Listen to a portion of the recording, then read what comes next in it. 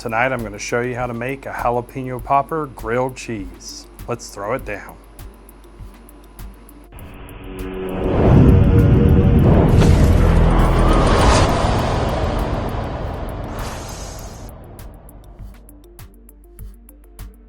Cut the jalapeños. Fill the jalapeños with cream cheese.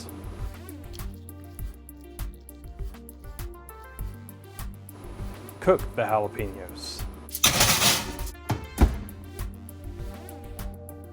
Cook the bacon. Butter both sides of the bread.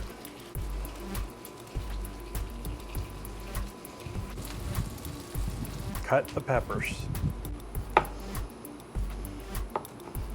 Toast the bread.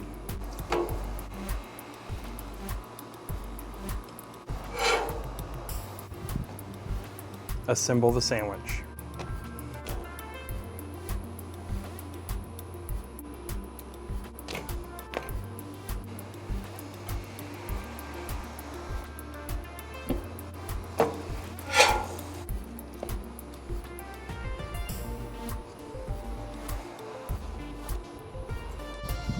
There it is, jalapeno popper grilled cheese.